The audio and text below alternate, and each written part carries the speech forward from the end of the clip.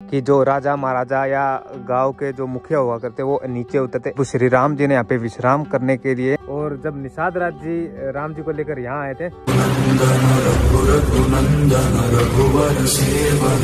जब प्रभु श्री राम जी अपने वनवास के दौरान श्रृंगवेर पहुंचे थे, तो ये जो गंगा नदी है इनके किनारे बैठकर उन्होंने ध्यान लगाया था। और जब निषाद राज जी को पता चला कि श्री राम जी उनकी नगरी में आ गए हैं, तो वो अपने पूरे परिवार सहित उनको लेने के लिए आए। लेकिन प्रभु श्री राम ने उस टाइम 14 वर्ष का वनवास ले रखा था, तो राम जी ने उनको मना कर दिया कि वो उनके महल में नहीं जाएंगे। तब निषाद राज जी ने उनको बोला कि आप महल में ना सही, उनके पास एक बगीचा था, तो उसमें आप विश्राम कीजिए, रात वहीं पे बिताइए। तो अभी इस जगह का जो नाम है वो है राम घाट। और यहाँ पर देखो वो जो ऊपर है वो है गंगा मैया का मंदिर, मतलब देवी का मंदिर है, और यहाँ पर शनिदेव महाराज जी का मंदिर है। और आज अमावस्या है, तो उसी के लिए यहाँ पर जो यहाँ के लोकल लोग हैं, थोड़े आसपास या दूर से भी हैं, तो वो लोग यहाँ पे नहाने के लिए आए, गंगा नदी में स्नान करके। वो कहते हैं ना कि पाप धुल जाते हैं जो भी गंगा नदी में स्नान करते हैं या जो भी काम शुरू करते हैं, तो वो अपनी मिन्नतें या जो उनके सपने हैं वो मांगते हैं यहाँ पे।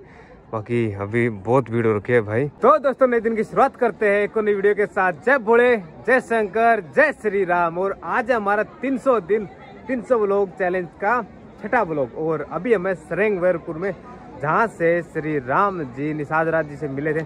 और बहुत कम लोगों को पता है कि ये जो गंगा नदी है पार तो किए थे राम जी निषाद राज जी के साथ में, लेकिन इस जगह से नहीं। इस जगह पे राम जी आए थे, यहाँ पर गंगा नदी किनारे बैठकर उन्होंने ध्यान लगाया था।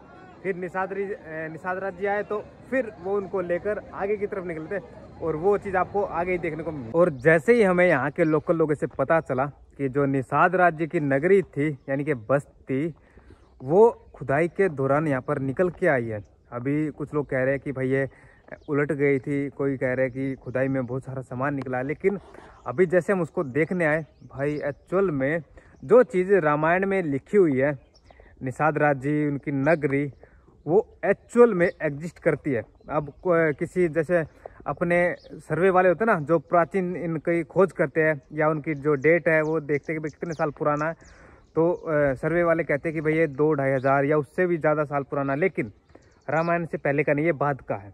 अब किसकी बात माने, जो मतलब ये मैं श्योर नहीं हूँ कि भाई ये सच है क्या है, लेकिन अगर अपनी आंखों से हमने देखी कि भाई ये निषाद राज जी की जो नगरी बस्ती है एक्चुअल में एग्जिस्ट करती है। पीछे बता रहे थे कि ये महल है, वहाँ पर एक टीन शेड बनी है, वो महल भी दिखाएंगे हम आपको। लेकिन अभी ये जो बस्ती आई है, ये जो गंगा नदी है ना, ये बिल्कुल साथ में ही है। तो गंगा नदी में बाढ़ की वजह से ये नस्ती पूरी एकदम होता है ना, जब बाढ़ आती है तो घर वगैरह सब टूट जाते हैं, बस्ती का पता नहीं लगता कि बस्ती थी कि नहीं थी।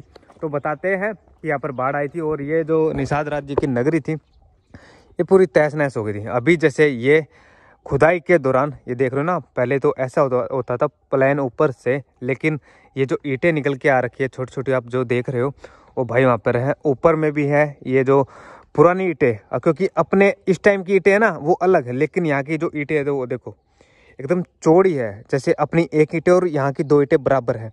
और ये एक तालाब जैसा है कि जो राजा महाराजा या गांव के जो मुखिया हुआ करते वो नीचे उतरते। अगर इसकी बात की जाए तो वहाँ से उतरते सीढ़ियों में, ये अपना तालाब हुआ करता था और इसमें नहाना धोना होता था। और ये देखोगे तो भाई मैं कह रहा हूँ ना, जो ईंटें आप देखो, किले की ईंटें देखना, जो बिल्कुल एकदम गर्मी से बारिश से वो मिट्टी निकलने लग जाती है ना, उसमें लाल लाल एकदम वैसा हो रखा है पूरा। इधर में छोटे छोटे पार्ट बने हुए हैं, ये पार्ट उधर में, और वैसा ही एक खाली एरिया उधर में है। बाकी खुदाई के दौरान जो मिला है ना भाई, क्या गजब है यार। ये अपना भारत का जो इतिहास हमें जानने को मिला, जो पूरी रामायण हुई थी वो हमने देखी थी, सुनी थी, अब हम उसको फील कर रहे हैं कि हाँ वाकई में ये चीज़ें एग्जिस्ट करती है। जब अपनी आंखों से देखते ना और आप लोगों को भी दिखाते हैं, तो भाई कहीं ना कहीं कि कुछ तो है भाई।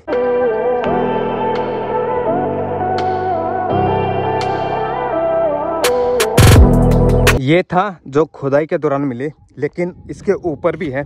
जैसे आप ये देख रहे हो, इतनी मोटी मोटी दीवारें। अभी क्या होती है ना, अपने घर में हम 9 इंच की दीवार बना लेते, अभी ये देखो कितने इंच की होगी, 1 2 और ये 3, मतलब 3, ये क्या कहते हैं इसको, बुलंद 3 बार ऐसे किया तो इतनी मोटी दीवार है ये जो ऊपर आ रखी है देखो। और वहाँ पर जो टीन शेड बनी है वहाँ पर बताते हैं कि केवट जी का जो महल था या घर था वो वहाँ पे है। चलो एक बार वो भी दिखाते हैं आप। और ये जो जगह है यहाँ पर हुआ करता था निषाद राज जी का घर। ये जो टीन शेड देख रहे हो इसमें है कुआं। कुएं में पहले पानी वगैरह तो अब तो सूखा हो गया लेकिन। और अपने इंडिया के जो आर्कियोलॉजिकल सर्वे ऑफ इंडिया है ASI, उनका ये मानना है ये जो टीन के नीचे कुआं है ये उस टाइम भी फिल्टर का काम करता था। अभी तो फिल्टर आ गए लेकिन उस टाइम की जो टेक्नोलॉजी थी पुराने इतिहास की, भाई वो मानते हैं कि वो वाकई में गजब हुआ करती थी। जब गंगा नदी का पानी इस कुएं में आता था तो ये पूरा एकदम भर के इधर में पूरा फिल्टर होके नीचे से इधर नीचे से निकल के ये पूरा एक तालाब हुआ करता था, ताकि जो यहाँ के गांव के लोग थे, बस्ती के लोग, वो इस पानी को यूज कर सके। तो समझ सकते हो कि अपने प्राचीन इतिहास में भी कहीं ना कहीं भाई फिल्टर का यूज होता था। कहीं ना कहीं ऐसी टेक्नोलॉजी थी जो चलती रहती थी। अभी जैसे ये जो दीवार बना रखी भाई ये कम से कम 8-10 गज की दीवार है। बाकी खतरनाक वाला फिल्टर सिस्टम होता है। और ये चीज़ें मैं पता चली जहाँ पे बोर्ड पे लिखा है ना, इसमें दिखा देता हूँ मैं क्या क्या लिखा है। देखो ये जय श्री राम जी, जय श्री राम सरंगवेरपुर, और इस पे लिखा है पूरा अपना इतिहास जी। पहली शताब्दी में। देखो ये तालाब 2000 साल पहले के भारतीय हाइड्रोलिक इंजीनियरों के कौशल। देखो जिसमें दिखा रखा, जिसमें गंगा नदी के पानी को शुद्ध करने के पश्चात पीने के योग्य बनाया जाता था। तो कहीं ना कहीं इसमें फिल्टर का जो होता है ना, अपनी टेक्नोलॉजी पुराने इतिहास की वो भी यूज होती थी भाई, गजब। और यहीं पर रामसेन राम चौराहा नाम से एक गाँव है जहाँ पर प्रभु श्री राम जी ने अपनी एक रात बिताई थी। और यहीं से फिर गंगा नदी पार कराए थे केवट निषाद राज जी। तो अभी उसी गांव में जा रहे हैं। और जो अभी हमने प्राचीन इतिहास की जो चीज़ें देखी ना, वहाँ से तकरीबन 2-3 किलोमीटर तो आ गए। अभी देखते हैं भाई कितना किलोमीटर और है। श्री राम जी अपने वनवास के दौरान किसी घर में या महल में विश्राम नहीं कर सकते थे क्योंकि वनवास पे थे। और जब उन्होंने निषाद राज जी को बताया तो निषाद राज जी ने, ये उनका बगीचा हुआ करता था, तब उनको बताया कि आप यहाँ पर विश्राम कीजिए।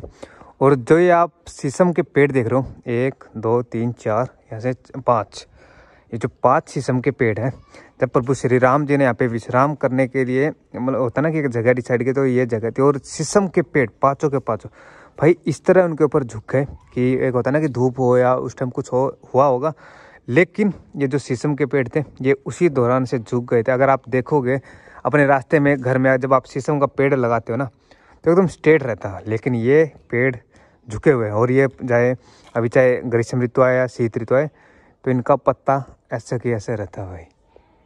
ये वो जगह है जहाँ पर प्रभु श्री राम जी ने गंगा पार करने से पहले विश्राम किया था, सरंगवेरपुर में। और अभी मैं आपको अपना जो हमारा रूट है अयोध्या से रामेश्वरम तक वो दिखा देता हूँ भाई। ये देखो यहाँ से हमारा शुरू हुआ था अयोध्या से। पूरा जितने भी ये लाल तारे हैं ना, ये सब हमारा इस सफ़र का ये मैप है। और यहाँ पर वो जगह भी दिखा रखी है 1 नंबर, ये पूरा एकदम देखो ये। बाकी मुझे नहीं लगता कि इतनी सारी जगह अभी कहीं होगी, ये प्रमाण नहीं है। इन्होंने पहले बोला कि भाई ये श्योर नहीं है कि ये चीज़ें अभी अवेलेबल है या नहीं है। यहाँ पर देखो सीतामढ़ी सीतामढ़ी सीतामढ़ी, मतलब कुछ जगहों के नाम तो रिपीट कर रखे हैं। और यहाँ पर श्री राम जी के चरणाविंद भी बना रखे हैं, यहाँ पर लिखा है चरणाविंद। जय श्री राम।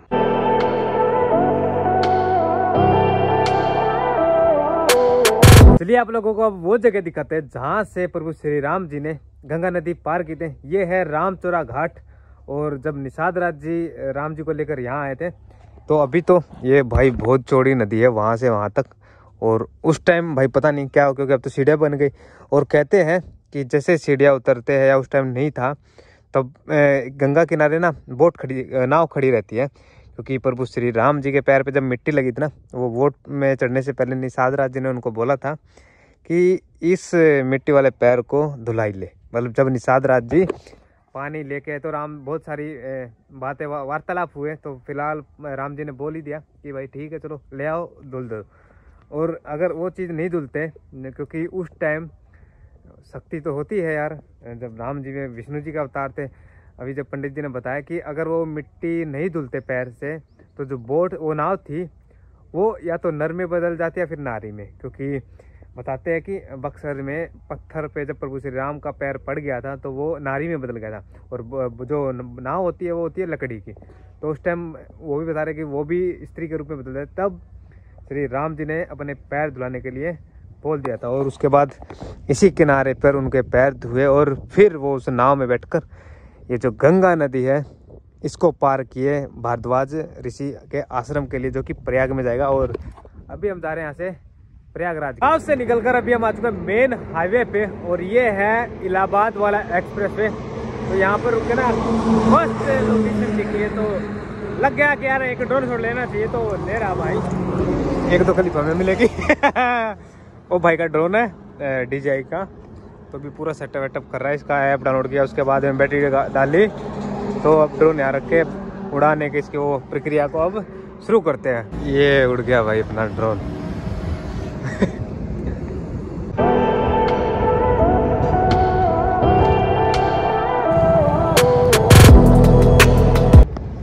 कैसा लग रहा हूँ? गाली नहीं दे रहा किसी को, नहीं वैसा भी लग रहा अच्छा है। और अब देखो क्या वो कौन सा डाकू लग रहा होगा। तो दाढ़ी पर मैं हल्की कटाता हूँ कि लोगों को लगे ही ना कि मैंने कटवाई है, बाकी सेटिंग कराई है यहाँ से साइड से। और ये भाई ने लिए चाय, क्या है?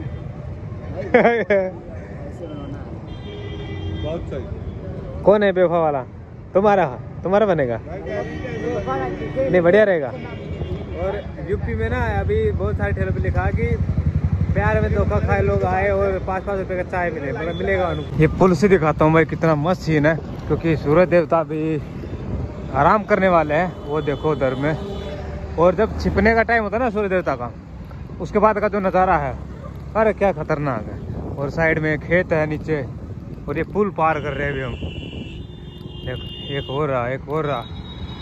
आज अमावस्या ना, इसलिए भीड़ लगी है, क्योंकि जो यहाँ के लोकल लोग हैं वो नहाने गए थे गंगा नदी पे, जो प्रयाग में मेला लगा, कुंभ मेला, माघ मेला जिसको बोल रहे हैं। अभी देख कितनी भीड़ हो रही है भाई। सामने साइकिल खड़ी करके ना हमें लगा जय श्री राम पता नहीं क्या बोल गए कि ये नज़ारा देख लेंगे, और देखा भी। लेकिन जैसे ही उधर पार करने की वो आ रखी ना भाई, इतनी भीड़ आ रखी, जैसे पुलिस वाले ने पीछे रोक रखो, एकदम ही छोड़ दियो। हाँ एंड डी उन भाइयों को बता रहा ना, क्योंकि वो 3 भाई खड़े ना, और एकदम भाई जगह ना मिल रही यार उधर जाने की, जहाँ मेरी साइकिल खड़ी है, और हमें भी उधर ही जाना है। भयंकर भीड़ आ रही है भाई, भयंकर। प्रयागराज में जो संगम है वो यहाँ से 3 किलोमीटर है, और भाई यहाँ से पूरा एकदम नाका लगा रखा, जैसे अयोध्या में लगा रखे थे ना कि आपको डाइवर्ट करना है, ऐसे जाओ वैसे कर रहे हैं। और भाई भीड़, भयंकर भीड़ हो रखी है यहाँ से। पता नहीं उधर में क्या है, लाइट वाइट लगी है, दुकानें वगैरह लगी है।